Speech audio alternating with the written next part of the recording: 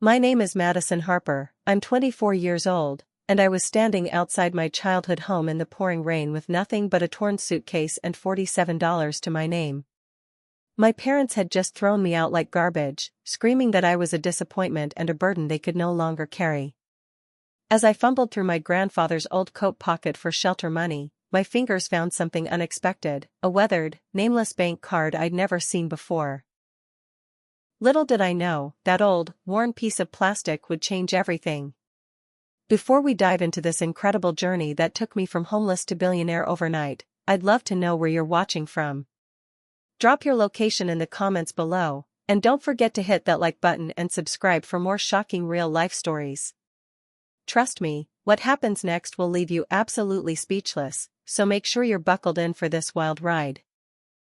The nightmare began 3 weeks before my 25th birthday, when my parents Robert and Linda Harper decided my life wasn't going according to their master plan.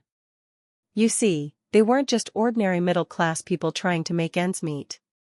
They were social climbers, desperately clawing their way up the ladder of respectability in our small Connecticut town, and I had become their biggest obstacle. For months, they'd been pressuring me to marry Bradley Morrison, the 28-year-old son of my father's boss at the insurance company. Bradley was everything they thought I should want, wealthy, connected, and completely under his father's thumb, just like they wanted me to be under theirs.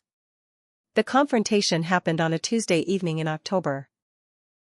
I'd just returned from my job at the local bookstore, tired and looking forward to a quiet dinner, when I walked into what felt like an ambush. Both my parents were seated at the dining room table with stern expressions, and my younger sister Sarah was there too, which immediately put me on edge. Sarah had always been the golden child, the one who followed every rule and exceeded every expectation, while I was constantly falling short of their impossible standards. My mother's voice was ice cold as she began speaking, telling me that they'd arranged for me to have dinner with Bradley and his family that weekend, and that I was expected to accept his marriage proposal when he offered it. The words hit me like a physical blow. I'd been dreading this moment for months, knowing it was coming but hoping I'd find some way to escape it. Bradley Morrison was polite enough, but he was also boring, controlling, and completely uninterested in anything I cared about. He saw women as accessories to successful men, and he'd made it clear that he expected his wife to give up any career ambitions and focus solely on supporting his goals and raising his children. The thought of spending my entire life trapped in that kind of existence made me feel physically sick. When I told them I wouldn't do it, that I refused to marry someone I didn't love just to advance their social status, the explosion was immediate and devastating. My father's face turned purple with rage as he shouted that I was selfish and ungrateful, that after everything they'd sacrificed for me, I owed them this one thing. My mother joined in, her voice shrill and accusatory as she listed every perceived failure and disappointment in my life, every way I'd embarrassed them or fallen short of their expectations. But the blow that really shattered my heart came from Sarah. My little sister, the person I'd protected and loved and supported through every challenge in her 21 years of life, looked me straight in the eye and told me that I was being incredibly selfish. She said I was too immature to understand what real love was, that I was throwing away a perfect opportunity because I was too spoiled and entitled to appreciate what I had. She accused me of being jealous of her success in college and her stable relationship with her boyfriend, claiming that I was acting out because I couldn't handle not being the center of attention anymore. The words cut deeper than anything my parents had said because they came from someone I trusted completely. Sarah had been my confidant, my partner in crime, my best friend throughout our childhood. We'd shared secrets and dreams and fears, and I'd always believed that no matter what happened, we'd have each other's backs. To hear her turn on me so completely, to watch her choose our parents' approval over our relationship, felt like being stabbed by the person you trusted to protect you. Within an hour, I was being physically escorted to the front door with nothing but the clothes on my back and the small suitcase they'd hastily packed for me. My father made it clear that I wasn't welcome to return until I came to my senses and agreed to their terms. They'd already changed the locks, they told me, and if I tried to come back or contact them before I was ready to apologize and comply, they'd call the police and have me arrested for trespassing. My mother's final words to me were that I'd made my choice, and now I'd have to live with the consequences of my selfishness. Standing on the sidewalk in the cold October rain, watching the lights go out in my childhood bedroom window, I felt more alone and abandoned than I'd ever imagined possible. I tried calling 3 different friends, but none of them answered, and I began to wonder if my parents had somehow gotten to them too. With nowhere else to go and no money for a hotel room, I ended up spending that first night on a bench in Riverside Park, huddled under my grandfather's old wool coat and trying to stay dry under the limited shelter of an oak tree. As I sat shivering in that park, desperately trying to figure out my next move, my mind kept drifting to my grandfather Theodore Blackwood. Grandpa Teddy had been the one bright spot in my childhood, the only adult in my family who seemed to love me unconditionally and accept me exactly as I was. He'd lived in a small apartment across town, working as a maintenance supervisor at the local community college and living such a modest, simple life that my parents often complained about his lack of ambition and financial sense. But Grandpa Teddy had never cared about money or status or what other people thought. He'd cared about books and stories and long walks through the woods behind his apartment building. He'd taught me how to identify different types of trees by their leaves, how to make the perfect cup of hot chocolate with real vanilla and a tiny pinch of salt, and how to stand up for what I believed in even when it was difficult or unpopular. He'd been my refuge during my parents' endless lectures about proper behavior and appropriate goals, always ready with a warm hug and a listening ear when the pressure became too much. When he died 2 years ago, I'd been devastated, but my parents had seemed almost relieved. They'd always been embarrassed by his simple lifestyle and his tendency to speak his mind regardless of social consequences. After the funeral, they'd told me that he'd left nothing but debts behind, that his apartment had been rented and his few possessions had been sold to cover his final expenses. I'd accepted their explanation because I had no reason to doubt them, but now, wearing his old coat and feeling more connected to him than I had since his death, I began to remember things differently. As I shifted position on the uncomfortable bench, trying to find a spot where the wool wasn't scratching against my neck, my fingers encountered something unusual in the inside pocket of his coat. The pocket was deeper than I'd realized, and tucked far back in the corner was a small, flat object wrapped in what felt like tissue paper. With trembling fingers, I pulled it out and carefully unwrapped it under the dim glow of the nearest street light. Inside the tissue paper was an old bank card, unlike any I'd ever seen before. It was made of some kind of heavy, expensive-feeling metal rather than plastic, and instead of the usual bright colors and bank logos, it was a deep, matte black with only a series of numbers embossed on the front in small, elegant font. There was no name on the card, no expiration date, no security code on the back, just those numbers and what appeared to be a small, discreet logo that I didn't recognize. Wrapped with the card was a small piece of paper in my grandfather's distinctive handwriting. The ink was faded and the paper was soft with age, but I could still make out the words clearly. For my dear Madison, the truth lies beneath the surface. Use this when you need it most, but use it wisely. All my love, Grandpa Teddy. Below that, there was something else that made my heart skip a beat. A small brass key attached to a thin chain, along with what looked like numbers that might be an address. Suddenly, memories came flooding back of conversations I'd had with my grandfather in the months before his death. He'd seemed different during those final visits, more thoughtful and sometimes almost sad in a way I hadn't understood at the time. He'd told me several times that there were things about our family that I didn't know, things that might surprise me when I was older. He'd also said, more than once, that someday I'd understand why he'd chosen to live so simply despite having the means to live differently. At the time, I'd assumed he was being philosophical or maybe just getting sentimental in the way that elderly people sometimes do when they're reflecting on their lives. My parents had always described him as a dreamer who never quite understood how the real world worked, someone who'd had big ideas but had never been practical enough to make anything of himself. But sitting there in the rain, holding evidence that there had been secrets in his life that none of us had known about, I began to wonder if my parents had been lying about more than just their reasons for throwing me out. The address on the paper was downtown, in the financial district where all the major banks had their headquarters.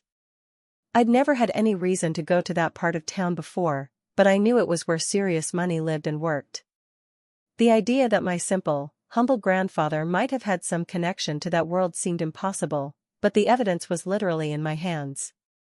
As the rain continued to fall around me and the night grew colder, I made a decision that would change everything. I was going to that bank in the morning, and I was going to find out what secrets my grandfather had been keeping. The next morning, I used the last of my money to buy a cup of coffee and use the restroom at a 24-hour diner, where I did my best to make myself look presentable despite having spent the night outdoors. My reflection in the cracked bathroom mirror wasn't encouraging, but I smoothed down my hair, washed my face as best I could, and tried to project confidence I definitely wasn't feeling as I made my way downtown to the address on my grandfather's note. First National Bank was everything I'd expected it to be, imposing, elegant, and designed to make people like me feel small and out of place. The building was all glass and marble, with security guards in expensive suits stationed at every entrance and the kind of hushed, reverent atmosphere that screamed old money and serious business. As I approached the main entrance, carrying my battered suitcase and wearing yesterday's clothes, I could feel the security guard's disapproving stare following my every movement. The interior of the bank was even more intimidating than the exterior. The ceiling stretched up 3 stories, supported by massive columns that looked like they belonged in a Roman temple, and everything from the floors to the light fixtures spoke of wealth and power beyond my comprehension. Well-dressed customers moved through the space with the quiet confidence of people who belonged there, while uniformed employees attended to their needs with the kind of deferential efficiency that money could buy. I approached the information desk with what I hoped looked like confidence, but the young woman behind the counter, whose name tag identified her as Rebecca Johnson, took one look at me and barely concealed her disdain. When I explained that I needed to speak with someone about accessing an account, she looked me up and down with obvious skepticism and asked if I was sure I was in the right place. Her tone suggested that someone like me would be more appropriate at a check cashing service or a pawn shop than in an establishment like this. Trying to maintain my dignity despite her condescending attitude, I showed her the black card and explained that it had belonged to my grandfather. Rebecca examined it with the expression of someone who was sure she was being scammed, but something about the card must have caught her attention because her demeanor shifted slightly. She told me to wait while she consulted with her supervisor, and I could see her having an animated conversation with an older woman at a desk across the room. After what felt like an eternity, Rebecca returned with instructions to escort me to one of the private consultation rooms on the 2nd floor. The room was small but luxuriously appointed, with leather chairs and mahogany furniture that probably cost more than I'd made in the past year. She left me there alone for another 15 minutes, during which time I had nothing to do but stare at my reflection in the polished surface of the conference table and wonder what I'd gotten myself into. When the door finally opened, it was to admit a distinguished-looking man in his late 50s wearing an impeccably tailored suit and an expression of professional courtesy mixed with barely concealed curiosity. He introduced himself as James Morrison, the branch manager, and apologized for the delay while taking a seat across from me. His manner was polite but distant, the way someone might speak to a potentially difficult customer they needed to handle carefully. Mr. Morrison asked to examine the card, and I watched his face carefully as he turned it over in his hands. His initial expression of mild interest gradually changed to something closer to confusion, then concern, and finally what looked almost like alarm. He excused himself for a moment and left the room, taking the card with him, and I could hear him making hushed phone calls in the hallway outside. When he returned, his entire demeanor had transformed completely. The polite but distant professionalism was gone, replaced by something that looked almost like awe mixed with nervousness.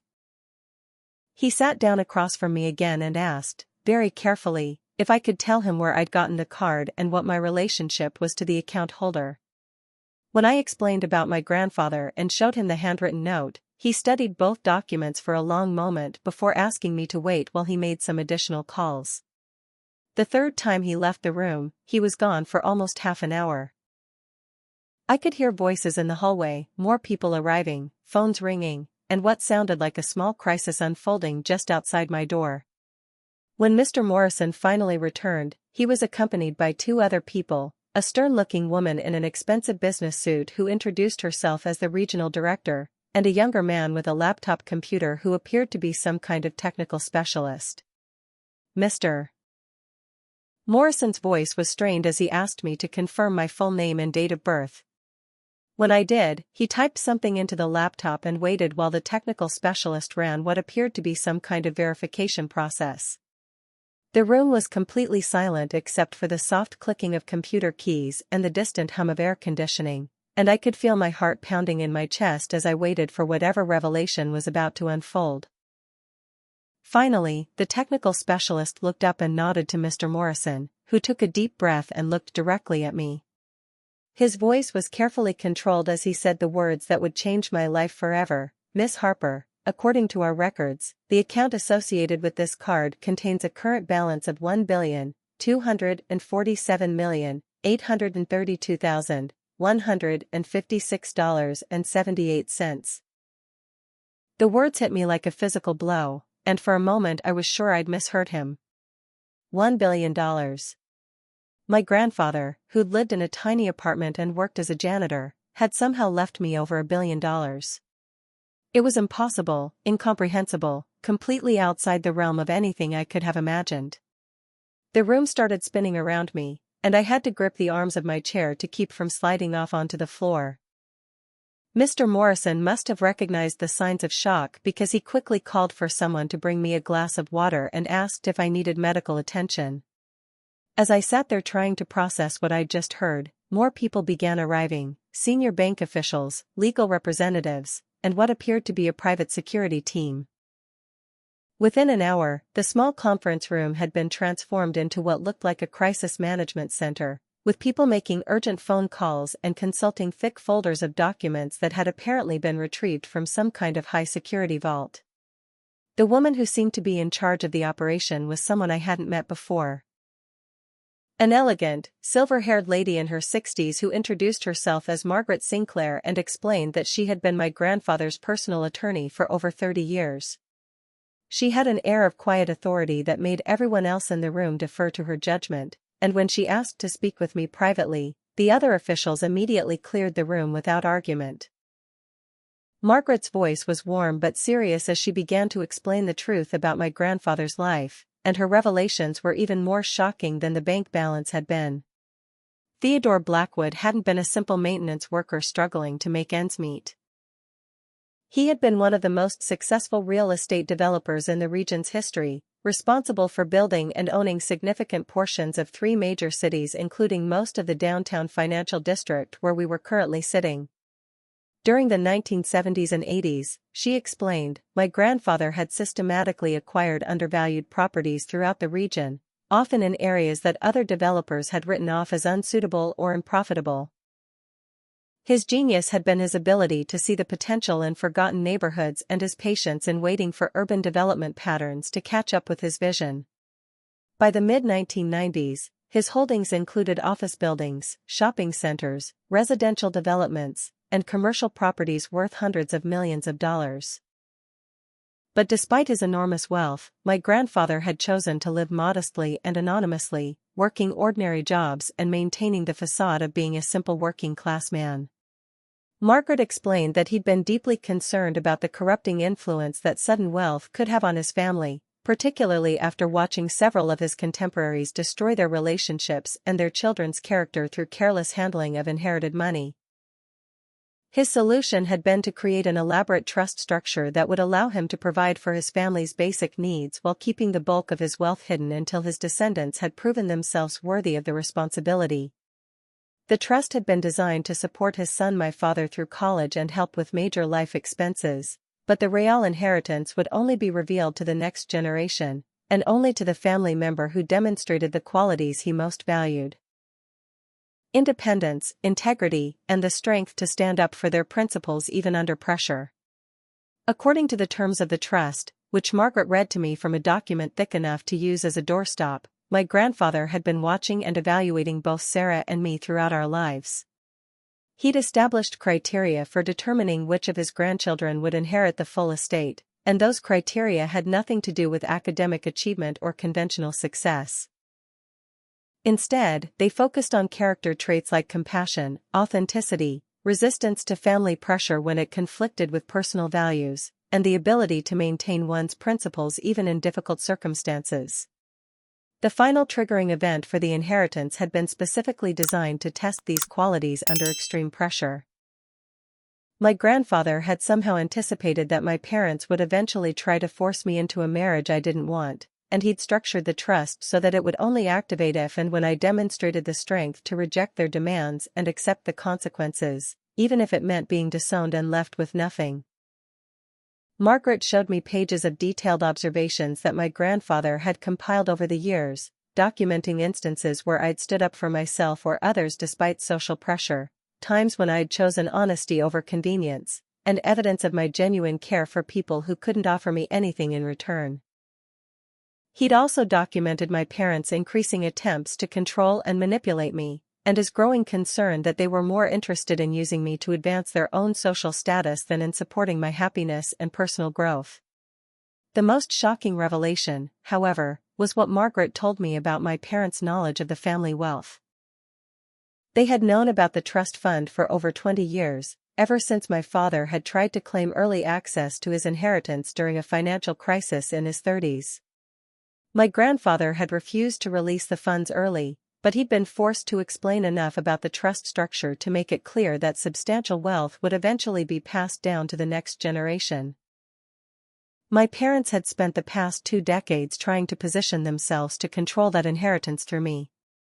Their plan had been to marry me off to someone they could manipulate, preferably someone whose family had connections that could benefit them financially and socially. They'd calculated that by controlling my marriage, they could effectively control my access to the family wealth and use it to fund their own ambitions. Margaret's voice was filled with disgust as she explained how my parents had deliberately undermined my confidence and independence over the years, isolating me from potential supporters and making me financially dependent on them so that I'd be more likely to comply with their demands. They'd even intercepted and hidden several scholarship offers I'd received for college, ensuring that I'd be forced to attend a local school and continue living at home where they could monitor and control my activities. As I listened to this litany of manipulation and betrayal, I felt a complex mix of emotions. Relief that my grandfather had seen through my parents' schemes and protected me from them. Anger that my own family had been systematically sabotaging my life for their own benefit. Grief for the relationships I'd thought were genuine but had apparently been based on deception and manipulation. And underneath it all, a growing sense of determination to prove that my grandfather's faith in me had been justified. The final piece of the puzzle was the revelation about why my grandfather had chosen this particular moment to activate the trust. Margaret explained that he'd structured it specifically to coincide with my 25th birthday, believing that I'd need to be old enough and mature enough to handle the responsibility, but also to ensure that I'd have enough time to build a life independent of my parents' control before the inheritance became public knowledge. Word of my inheritance didn't stay secret for long, though Margaret and I had hoped to keep it quiet until we could establish proper security measures and legal protections. Within 48 hours of my meeting at the bank, somehow my parents had learned not only about the money but about the specific terms of the trust fund. I still don't know exactly how the information leaked, but I suspect it had something to do with Rebecca Johnson, the condescending bank employee who'd initially tried to dismiss me. She'd been present during some of the preliminary discussions, and her attitude had suggested someone who might be willing to share confidential information if properly motivated. The first sign that my parents knew about the inheritance came when they showed up at the modest hotel where Margaret had helped me check in while we sorted through the legal paperwork. I was having breakfast in the hotel restaurant when I saw them walking through the lobby, accompanied by a man I didn't recognize wearing an expensive suit and carrying a briefcase. They looked like they were preparing for battle, and their expressions made it clear that they weren't there to apologize for throwing me out. My father's voice was loud enough for half the restaurant to hear as he demanded that I speak with them immediately. When I refused to leave my table, they sat down uninvited and began what would be the first of many attempts to regain control over me and the money they now knew I had access to. My mother's approach was to alternate between fake tears and accusations that I was being manipulated by unscrupulous lawyers who were only interested in stealing my inheritance. The man with the briefcase introduced himself as Harrison Webb, a lawyer they'd hired to represent their interests in what they were now calling a family dispute. Mr. Webb's manner was polished and professional, but there was something predatory in his eyes that made my skin crawl. He explained that my parents were concerned about my mental stability and my ability to make rational decisions about such a large sum of money, especially given the emotional trauma I'd recently experienced. Their strategy, as Mr. Webb outlined it, was to petition the court for a conservatorship that would place the inherited funds under my parents' control until I could demonstrate that I was capable of managing them responsibly. They had already begun gathering evidence, he claimed, that I'd been exhibiting signs of emotional instability and poor judgment for months leading up to my departure from their home. The accusations they leveled against me were both ridiculous and deeply hurtful. They claimed that I'd been displaying erratic behavior, making irrational decisions, and showing signs of the kind of mental instability that would make me a danger to myself and others if I were given control of a large fortune. They'd apparently spent considerable time crafting a narrative that painted my refusal to marry Bradley Morrison not as a reasonable assertion of independence, but as evidence of delusional thinking and an inability to understand my own best interests. What made their accusations particularly insidious was the way they'd twisted legitimate instances of me standing up for myself into evidence of mental illness. My decision to quit a job where I was being sexually harassed by my supervisor became evidence of my inability to maintain stable employment. My choice to end a relationship with a boyfriend who'd been emotionally abusive became proof that I couldn't maintain healthy relationships. Every time I'd prioritized my own well-being over other people's expectations was reframed as a symptom of selfishness and poor judgment. But the most devastating betrayal came from Sarah, who had apparently been recruited as their star witness. According to Mr. Webb, my sister had provided them with a detailed account of my allegedly unstable behavior, including what she claimed were several instances where I'd expressed suicidal thoughts or engaged in self-destructive behavior. These allegations were complete fabrications, but they were presented with enough specific detail to sound credible to someone who didn't know me well. Margaret, who had been monitoring the situation from a table across the restaurant, intervened before the confrontation could escalate further. Her presence seemed to rattle my parents' lawyer, and after a brief, tense exchange of legal threats and counter-threats, they agreed to handle their dispute through proper legal channels rather than continue harassing me in public venues. Over the following weeks, the battle intensified on multiple fronts. My parents' legal team filed papers requesting a competency hearing and demanding that the bank freeze my access to the inheritance funds pending the outcome of their challenge. They hired private investigators to dig into my background looking for evidence to support their claims about my mental state, and they began reaching out to people I knew, trying to gather testimony about my alleged instability and poor judgment.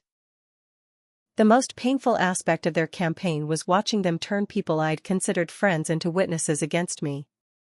Some of my former coworkers were contacted and asked leading questions about my job performance and interpersonal relationships. Several of my college classmates were approached and asked about my social behavior and academic performance. Even some of the customers from the bookstore where I'd worked were questioned about their interactions with me and whether they'd noticed anything unusual about my behavior or demeanor. Margaret worked tirelessly to counter their efforts, hiring investigators of our own and building a case that demonstrated not only my competence but also my parents' long history of manipulation and financial abuse. But the legal process was slow and expensive, and there were moments when I wondered if they might actually succeed in convincing a judge that I was unfit to manage my own inheritance.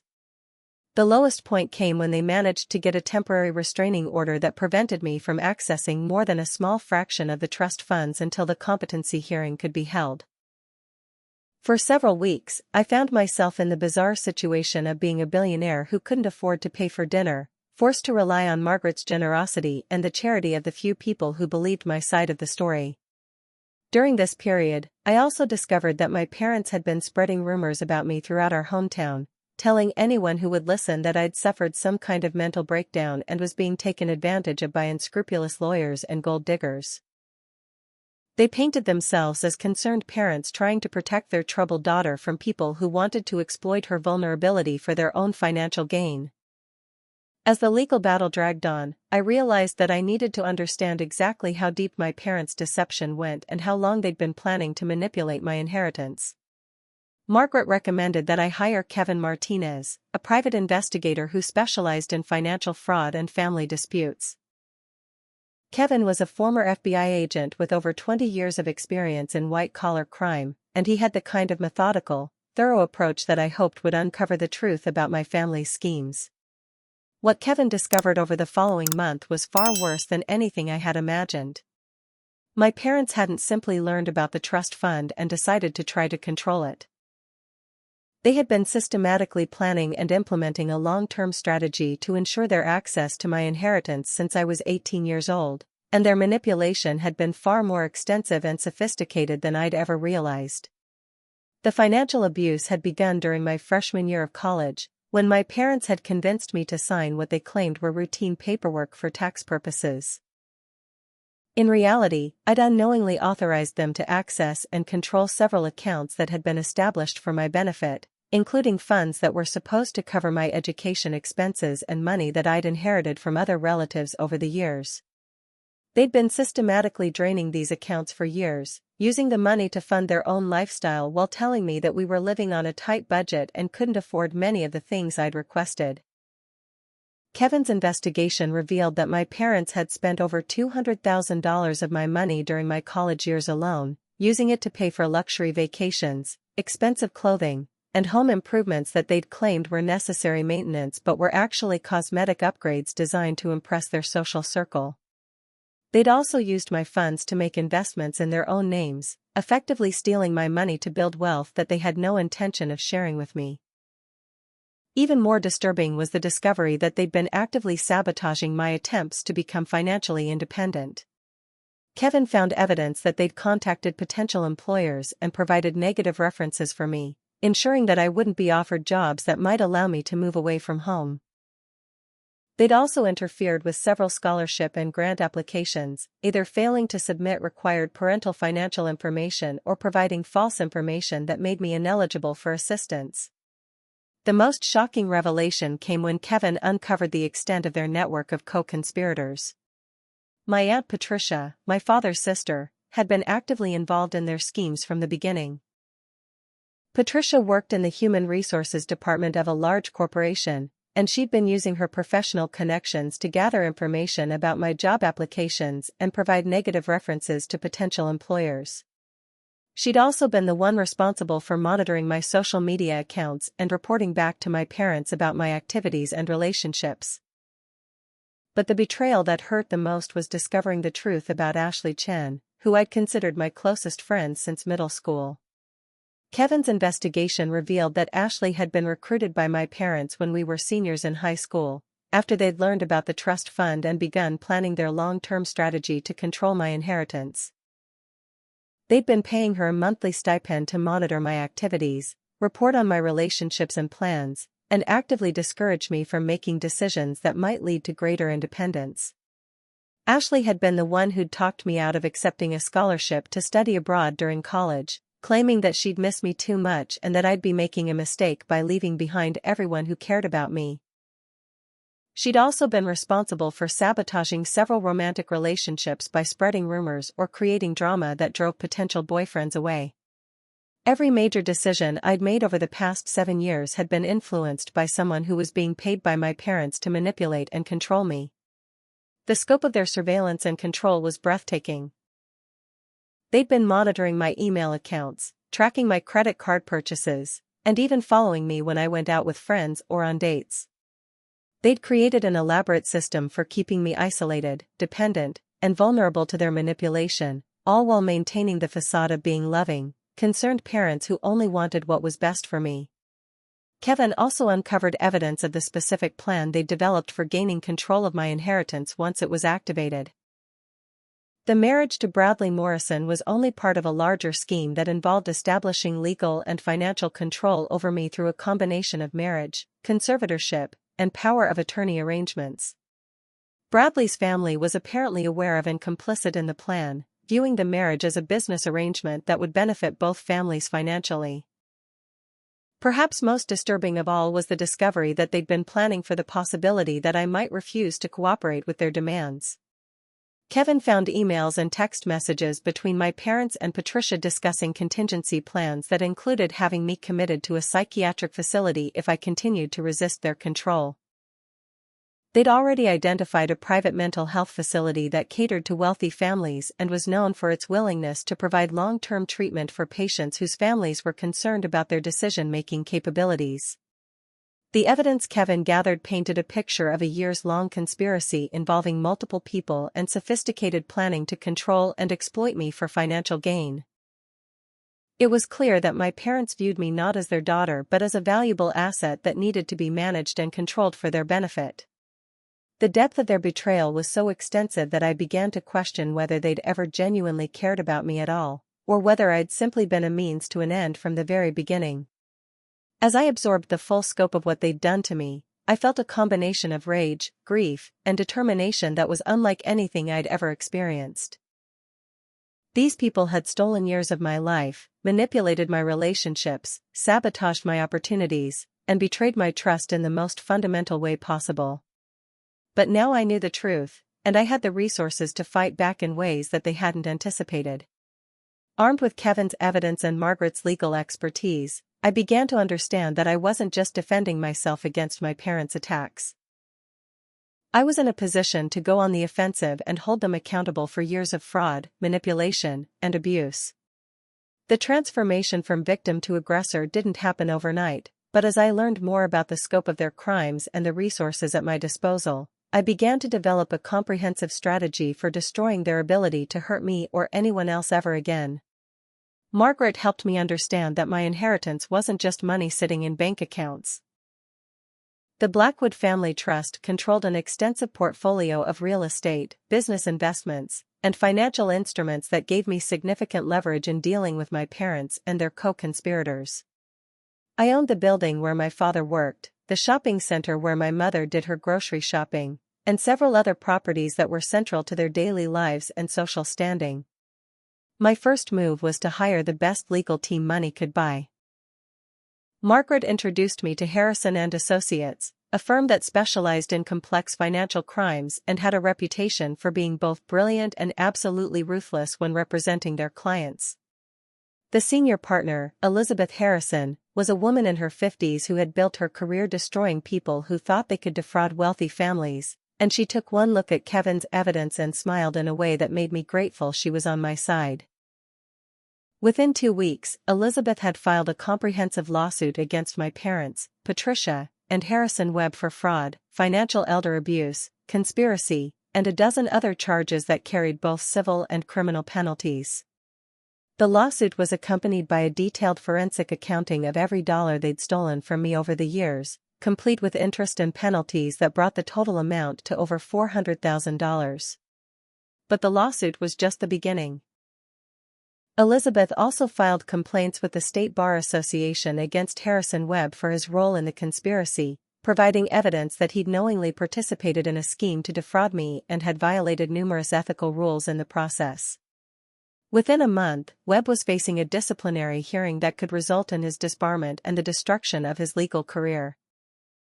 Meanwhile, I began using my newfound financial power to systematically dismantle the network of relationships and advantages that my parents had spent years building.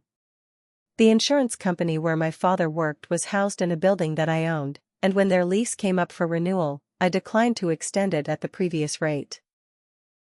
Instead, I offered them a new lease at triple the previous cost, with additional clauses that specifically prohibited the employment of anyone who had been involved in financial fraud or unethical business practices.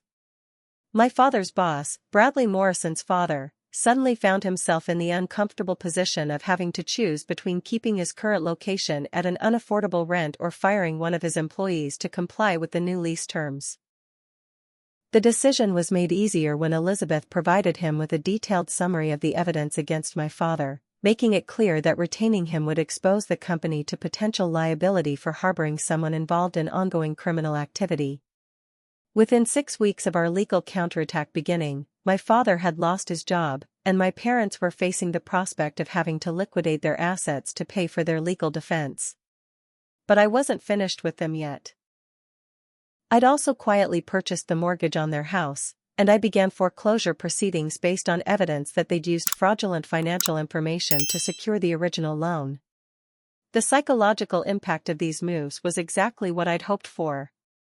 My parents had spent years using their financial and social advantages to control and manipulate me, secure in the belief that I had no resources to fight back against them. Suddenly finding themselves at the mercy of someone they dismissed and underestimated was a shock that left them scrambling to understand what had happened and how to respond. Their attempts to negotiate and bargain were particularly satisfying to reject. They tried to approach me through intermediaries, offering to drop their legal challenges and apologize for their behavior in exchange for me calling off my counterattack. When that failed, they attempted to use Sarah as an intermediary, having her call me with tearful appeals for mercy and family reconciliation. But I'd learned from Margaret that showing mercy to people who'd systematically abused and exploited me would only be interpreted as weakness and would encourage them to try again in the future. Instead, I used each of their attempts to negotiate as an opportunity to demonstrate that I was no longer the naive, dependent young woman they'd spent years trying to control. The most effective psychological blow came when I arranged to have flowers delivered to my mother on her birthday, along with a note thanking her for teaching me the importance of standing up for myself and not allowing people to take advantage of me. The gesture was simultaneously gracious and threatening, making it clear that I viewed our relationship as permanently severed while also demonstrating that I had the resources and willingness to remind them of my presence whenever I chose to do so. Within 3 months of beginning my counterattack, I'd succeeded in isolating my parents from most of their social circle and destroying the financial foundation they'd built through years of theft and manipulation. Their legal bills were mounting, their income had disappeared, and their reputation in the community was in ruins. More importantly, they were beginning to understand that I wasn't just defending myself against their attacks, but was actively working to ensure that they'd never be in a position to hurt anyone else the way they'd hurt me. The final phase of my strategy involved making it clear that their suffering was only just beginning.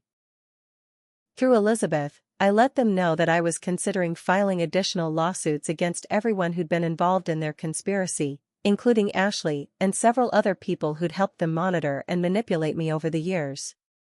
I also made it known that I was considering pressing for criminal charges that could result in jail time for the most serious offenses they'd committed. The end came faster and more dramatically than anyone had anticipated. As the weight of evidence against them mounted and their legal options dwindled, my parents and their co-conspirators began turning on each other in increasingly desperate attempts to minimize their own liability.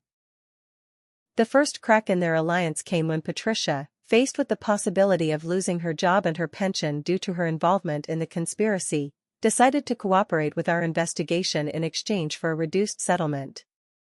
Patricia's testimony provided the final pieces of evidence we needed to prove not only the financial crimes but also the more serious charges we'd begun to suspect.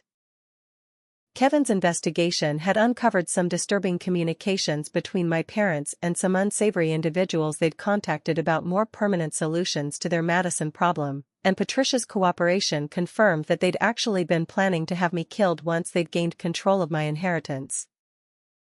The murder plot had been surprisingly sophisticated, involving what would have appeared to be an accidental overdose of prescription medication that would have occurred after I'd been institutionalized for my alleged mental health issues. They'd identified a corrupt doctor at the private psychiatric facility who was willing to overprescribe dangerous combinations of psychiatric medications in exchange for a substantial fee, and they'd planned to have my death attributed to my inability to properly manage my medication due to my mental instability. When Elizabeth presented this evidence to the district attorney's office, the case was immediately escalated to the Major Crimes Division, and within 24 hours, arrest warrants had been issued for both of my parents as well as Patricia and the corrupt doctor they'd recruited. The charges included conspiracy to commit murder, financial fraud, elder abuse, and a variety of other felonies that carried potential sentences of 20 to life in prison. The arrests were coordinated to occur simultaneously to prevent any of the conspirators from warning the others or destroying evidence. I watched from across the street as police officers handcuffed my parents in the driveway of the house they were about to lose to foreclosure, leading them away in front of all the neighbors who'd spent years listening to their complaints about their disappointing daughter. The trial was a media sensation that lasted for 3 months and resulted in convictions on virtually every charge. My father received a sentence of 18 years in federal prison, while my mother got 15 years due to her slightly lesser role in the financial crimes. Patricia was sentenced to 12 years, and the corrupt doctor received 25 years plus the loss of his medical license and forfeiture of all assets connected to his illegal activities. But the most satisfying conviction was Harrison Webb, the lawyer who'd orchestrated much of the legal strategy for controlling my inheritance. He received a 20-year sentence for his role in the conspiracy, plus disbarment and forfeiture of his law practice and personal assets. Elizabeth made sure that his conviction was widely publicized in legal journals as a warning to other attorneys who might be tempted to participate in similar schemes. Sarah's case was handled separately due to her cooperation with the investigation once she understood the true scope of what our parents had been planning. Her testimony had been crucial in proving the murder conspiracy, and in exchange for her cooperation, she received a suspended sentence and probation. But the relationship between us was permanently severed, and I made it clear that while I didn't wish her harm, I never wanted to see or speak with her again. The financial recovery was almost as satisfying as the criminal convictions. Elizabeth's team succeeded in recovering not only the money my parents had stolen over the years but also substantial additional damages for the emotional distress and lost opportunities their manipulation had caused. The final settlement, including the forfeiture of assets from all the convicted conspirators, totaled over $2 million above and beyond the return of the funds they'd originally stolen. But more important than the money was the sense of justice and closure that came from seeing my abusers held accountable for their crimes. For years, they'd operated with impunity, secure in the belief that their victims had no resources or support to fight back against them. The shock of discovering that their carefully planned conspiracy had been completely exposed and defeated was visible in their faces during the sentencing hearing, and I felt a deep satisfaction in knowing that they'd finally experienced consequences proportional to the harm they'd inflicted. The final phase of the legal proceedings involved sealing the court records and ensuring that the publicity surrounding the case didn't interfere with my ability to move forward with my life. Margaret and Elizabeth worked with the media to frame the story as a cautionary tale about elder abuse and family manipulation while protecting my privacy and preventing the details of my inheritance from becoming public knowledge. Within 6 months of the arrests, the legal proceedings were concluded, and I was finally free to begin building the life that my grandfather had envisioned for me when he structured the trust. The people who'd spent years controlling and manipulating me were either in prison or permanently barred from any contact with me, and I had the resources and support system to ensure that no one would ever be able to victimize me in that way again. The transition from victim to survivor to someone who was truly free to build her own life didn't happen overnight, despite having unlimited financial resources to support the process. Margaret connected me with Dr. Rachel Chen, a trauma specialist who had extensive experience helping people recover from complex family abuse situations, and I spent the better part of 2 years working through the psychological damage that had been inflicted by people who were supposed to love and protect me. The therapy process was both harder and more healing than I'd anticipated. Dr. Chen helped me understand that the manipulation I'd experienced wasn't just about money or control, but was a systematic form of psychological abuse that had been designed to destroy my sense of self-worth and my ability to trust my own judgment. Learning to rebuild my confidence and develop healthy relationships required unlearning years of conditioning and developing entirely new ways of thinking about myself and other people. One of the most difficult aspects of recovery was learning to trust people again without becoming either overly suspicious or naive about their motives. The discovery that so many people I'd trusted had been lying to me and manipulating me for years had left me wondering if I'd ever be able to form genuine relationships with anyone. Dr. Chen helped me develop strategies for building relationships gradually and authentically, while also maintaining appropriate boundaries to protect myself from future manipulation. The process of building a new life was made easier by the support system that Margaret helped me establish. She introduced me to other people who'd inherited significant wealth at a young age, and I found tremendous comfort in connecting with others who understood the unique challenges that come with suddenly having unlimited resources while still dealing with family trauma and public scrutiny. Through this network, I met Daniel Thompson, a fellow trust fund beneficiary who'd gone through his own battles with manipulative family members and had emerged with a deep commitment to using his resources to help other people in similar situations. Daniel was working on a documentary about financial abuse within wealthy families, and our professional collaboration gradually developed into a personal relationship based on mutual understanding and shared values. Our relationship was everything that my parents' planned marriage to Bradley Morrison hadn't been: voluntary, respectful, and based on genuine compatibility rather than financial convenience. Daniel understood the importance of maintaining our individual identities and goals while building a life together, and he never showed any interest in controlling or manipulating me the way my family had attempted to do. Within 3 years of gaining access to my inheritance, I'd established the Theodore Blackwood Foundation, a nonprofit organization dedicated to helping young people escape abusive family situations and build independent lives. The foundation provides financial assistance for education, housing, and legal support, as well as counseling services and mentorship programs designed to help survivors develop the skills and confidence they need to protect themselves from future abuse. The Foundation's work has been deeply personally satisfying because it allows me to transform my own traumatic experience into something that helps other people avoid similar suffering. We've helped hundreds of young people escape controlling families, abusive relationships, and financial manipulation, and many of them have gone on to build successful, independent lives that would have been impossible without the support and resources we were able to provide. My marriage to Daniel produced 2 beautiful children, Emma and Theodore, who are growing up in an environment of genuine love and respect that stands in stark contrast to the manipulation and control that characterized my own childhood. We've been very intentional about raising them to be independent thinkers who understand their own worth and are capable of standing up for themselves and others, while also teaching them to use their advantages responsibly and compassionately.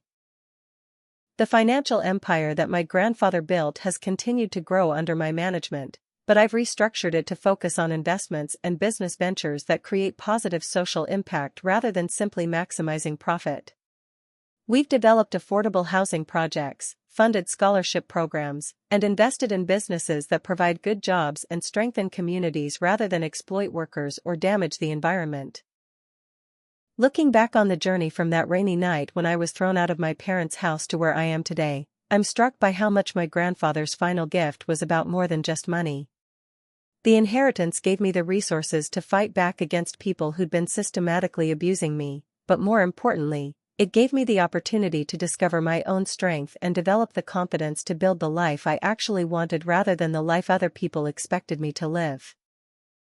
The most valuable lesson I learned through this experience is that real family isn't defined by blood relationships or legal obligations, but by the people who choose to love and support you unconditionally.